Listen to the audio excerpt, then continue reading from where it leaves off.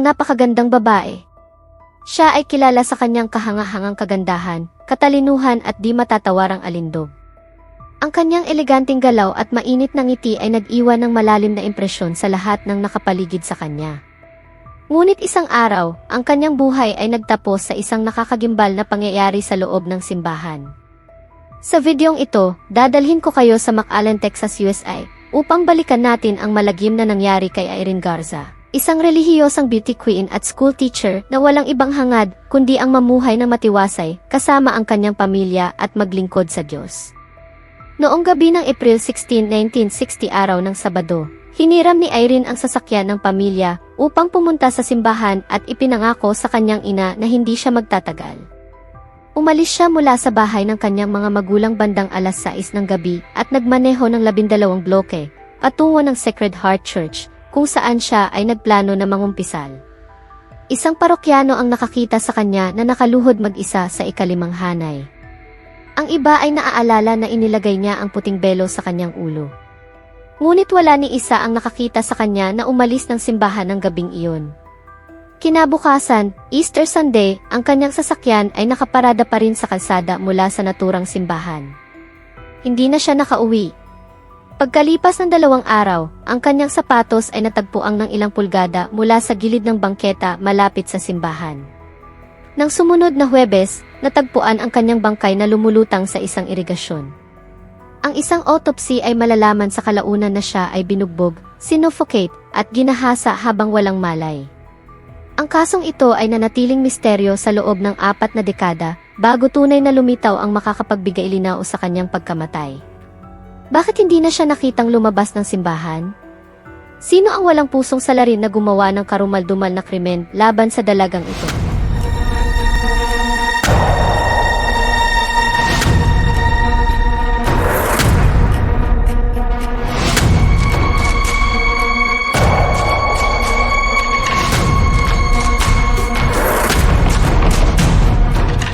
Si Irene Garza ay ipinanganak noong 1934 sa McAllen, Texas, isang lungsod sa Rio Grande Valley, sa pinaka-southern na bahagi ng Texas malapit sa hangganan ng US at Mexico. Sa McAllen, lumaki si Irene at ginugol ang karamihan ng kanyang kabataan. Ang kanyang mga magulang, sina Nicolas at Josefina Garza, ay mga Latino immigrants mula sa Mexico.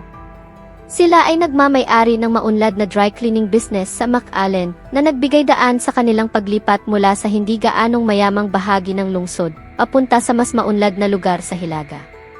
Si Irene ay kilala bilang isang babae na may taglay ng kagandahan, matalino at may magandang pakikitungo sa kapwa.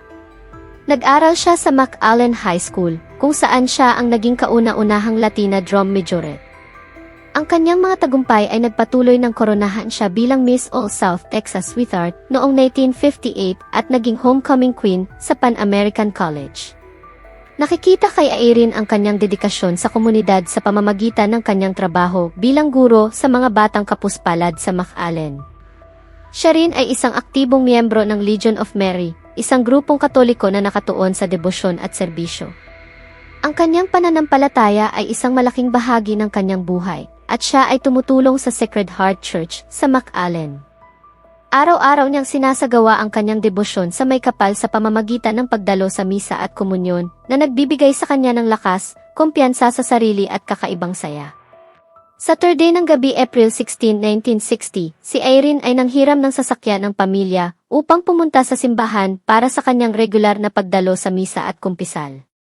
Umalis siya sa kanyang tahanan sa McAllen bandang 6 o'clock ng gabi at nagmaneho patungo sa Sacred Heart Church, isang simbahan sa katabing lungsod ng Edinburgh, Texas, hindi kalayuan sa kanilang bahay. Pagdating ni Irene sa simbahan, nakita siya ng mga saksi na nagdarasal at may suot na puting belo. Siya ay pumila para sa kumpisal, ngunit walang nakakita sa kanya na umalis ng simbahan noong gabing iyon. Nang sumapit ang hating gabi at hindi pa siya umuuwi, nag-alala ang kanyang pamilya at mga kaibigan at dito na sila nagsimulang maghanap sa kanya. Naghanap sila ng mga posibleng palatandaan ng pagkawala ni Irene. Natagpuan ang kanyang sasakyan na nakapark sa harap ng Sacred Heart Church bandang alas 2 ng umaga ng Easter Sunday, ngunit wala silang natagpuang bakas ni Irene sa paligid. Nagtipon-tipon ang pamilya, mga kaibigan, at mga kapitbahay para sa isang malawak na paghahanap. Humingi sila ng tulong mula sa mga lokal na pulis ng McAllen, pati na rin ang mga miyembro ng kapulisan ng karatig na lungsod ng Hidalgo, ang Hidalgo Sheriff's Office at National Guard. Ang kanilang paghahanap ay umabot sa buong McAllen, ngunit hindi pa rin nila natagpuan si Irene. Sa unang bahagi ng investigasyon sa pagkawala ni Irene, ang mga pulis ay nakatuon sa lugar kung saan siya huling nakita at kung saan nakaparada ang kanyang sasakyan, at ito ang Sacred Heart Church. Ang mga saksi ay nakakita kay Irene na dumating bandang alas 7 ng gabi, na lumuhod at nagdasal, at pumila para sa kumpisal. 2 araw pagkatapos, noong April 18, natagpuan ang kanyang maliit na bag, ang kanyang kaliwang sapatos, at ang kanyang puting belo malapit sa kalsada sa McAllen, hindi kalayuan mula sa simbahan. Isang babae ang tumawag sa kanilang bahay at nagsasabing siya si Irene Garza, at siya daw ay kinidnap at dinala sa isang hotel sa kalapit na lungsod na Hidalgo, ngunit natuklasan na ang tawag ay peke. Mayroon ding isa na nagsabi sa isang waitress sa Edinburgh na pinatay niya si Garza, ngunit iyon ay napatunayan na isang biro matapos malaman na ang lalaki ay nagsalita sa sobrang kalasingan. Sa kabila ng patuloy na paghahanap, kinabukasan, noong April 21, natagpuan ang kanyang katawan na nakataob sa isang kanal sa lugar na ilang milya ang layo mula sa ibang mga nahanap na ebidensya. Natagpuan si Irene na nakadamit ngunit walang sapatos at underwear. Ang kanyang lavender na blouse ay bukas lahat ng mga butones. Ayon sa autopsy, si Irene ay pinaslang, sinuffocate, pinahirapan, at ginahasa habang siya ay walang malay. Natagpuan ang mga palatandaan ng pambubugbog sa kanyang mukha at mga mata. Ang anumang pisikal na ebidensya na maaaring magbigay tukoy sa isang salarin, tulad ng buhok, dugo o seminal fluid ay nawala habang ang katawan ay nababad ng matagal sa kanal. Nag-collapse ang kanyang ina na si Josepina at naglabas ng isang sigaw na hindi malilimutan ng sinuman. Labis ang hinagpis ng kanyang mga magulang sa nangyari sa kanya. Ang pagkamatay ni Irene Garza ay nagdulot ng labis na kalungkutan at takot sa komunidad ng McAllen. Ang investigasyon ay humarap sa maraming hamon habang ang mga otoridad ay nagtatrabaho upang tukuyin ang responsable sa kanyang brutal na pagkamatay. Nag-interrogate ang mga pulis ng humigit kumulang 500 katao sa iba't ibang lungsod sa Texas, kabilang ang mga kilalang sex offenders, mga miyembro ng pamilya ni Garza, mga katrabaho, at mga ex-boyfriends. Gumamit sila ng halos 50 polygraph examinations upang matukoy ang mga posibleng suspect. Nagsimula ang mga investigador na mag-focus sa mga individual na kilalang naroroon sa Sacred Heart Church noong gabing nawawala si Irene.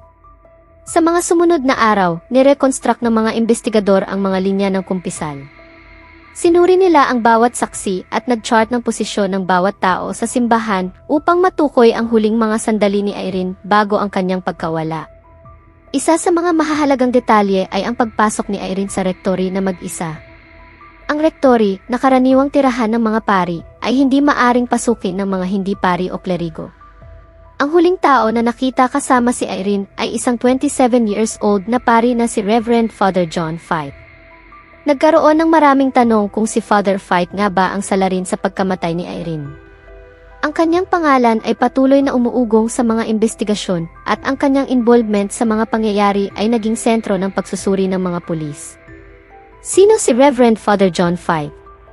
Si Father John Fight ay ipinanganak noong November 24, 1932 sa estado ng Illinois.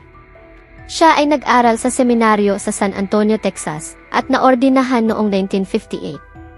Noong 1960, siya ay nasa pastoral training sa Missionary Oblates sa San Juan at tumutulong sa Sacred Heart Church sa Edinburgh, Texas. Kahit na siya ay naordinahan sa batang edad, nang tanungin siya tungkol sa kanyang desisyon na maging pari, sinasabi niyang gusto lang niyang subukan ito. Kilala siya bilang matalino at may magandang asal, ngunit may pagka-loner. Nang ang kanal ay binusisi ilang araw pagkatapos matagpuan ang katawan ni Irene, natagpuan ang mga bagay na galing sa simbahan ng Sacred Heart, kabilang ang isang photo slide viewer na pagmamay-ari ni Father Fight at isang kandelabra. Napansin din ng kanyang mga kapwa pari ang mga scratch marks sa kanyang mga kamay matapos ang Easter Vigil Mass, at sinabing hindi pangkaraniwan na dinala niya si Irene Garza sa rectory para sa confession. Ipinahayag din ng mga pulis na pumasa ng polygraph test si Fight, ngunit kalaunan ay sinabi nilang hindi ito konklusibo. Maraming saksi ang nagsabi na nakita nila si Father Fight sa paligid ng simbahan sa gabi ng April 16. Ngunit nang makipag-usap ang mga pulis sa kanya, sinabi niya na hindi niya nakita si Irene noong gabing iyon. Sa kabila nito, sa kalaunan ay inamin niya na pinakinggan niya ang kumpisal ni Irene bandang alas 7 ng gabi at umalis mula sa rektory, kasama siya bandang alas 7:30 ng gabi.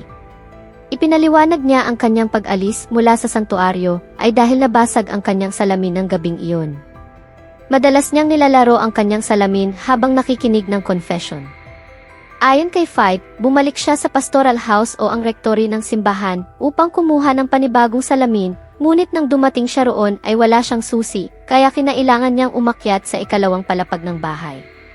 Ipinahayag niya na ang mga scratch sa kanyang mga kamay ay mula sa kanyang pag-akyat sa brick na estruktura ng rektory. 3 linggo bago ang pagkamatay ni Irene Garza, isang babae na nagngangalang Maria America Guerra ang naabuso habang nakaluhod sa communion rail sa Sacred Heart Church sa McAllen. May mga chismis na si Father John Fight ang responsable sa insidente, ngunit pinigilan ng mga lokal na leader ng simbahan ang ideya na maaaring isang pari ang sangkot sa ganitong karumal-dumal na krimen. Noong araw ng insidente, si Father Fight ay bumisita sa Sacred Heart Church kung saan nangyari ang pag-atake kay Guerra.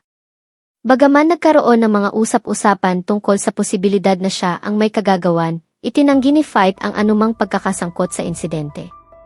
Siya ay sinampahan ng kasong panggagahasa, ngunit nagtapos ang paglilitis sa isang hung jury. Ang ibig sabihin nito ay hindi nagkaroon ng desisyon ang hukuman. Noong 1962, sa halip na dumaan sa pangalawang paglilitis, pumasok si Fight sa isang plea na no contest sa isang misdemeanor charge ng aggravated assault at nagbayad lamang ng $500 na multa. Sa mga sumunod na taon, sinabi ni Fight na hindi niya naunawaan na ang plea na no contest ay itinuturing na isang paghatol sa kanyang kaso. Tila walang remorse o pagsisi si Fight sa paglapastangan niya sa pagkababae ni Maria Guerra. Matapos ang kanyang mga legal na pakikibaka, siya ay ipinadala sa Assumption Abbey sa Missouri, isang Trappist monastery. Doon, isang ahbot or head of the monastery ang nagtalaga kay Monk Dale Tashani upang suriin si Fight at tingnan kung siya ay may kakayahang maging monghe. Hindi nagtagal, inamin ni Fight kay Tashani na siya ay nakasakit ng isang babae at pumatay ng isa pa. Ngunit sa halip na ipaalam ito sa mga otoridad, ang lihim na pag-amin ni Fight ay nanatiling itinago sa loob ng maraming taon. Hindi nasiyahan si Fight sa buhay monghe at lumipat siya sa Jaime Springs, New Mexico, sa isang retreat para sa mga problemadong pari. Sa kalaunan si Father Fight ay umalis sa kanyang pagkapari noong dekada 70. Nag-asawa siya, lumipat sa lugar ng Phoenix at nagkaroon ng 3 anak. Tumulong siya sa Society of St. Vincent de Paul bilang isang volunteer sa food charity sa loob ng 17 taon. Noong 2002, nagpasya si Tashani na hindi na niya kayang itago ang lihim ng pag-amin ni Fight. Akala niya na ang pagpatay ay nangyari sa San Antonio dahil si Fight ay nag-aral doon, kaya tinawagan ni Tashani ang mga otoridad sa lungsod na iyon.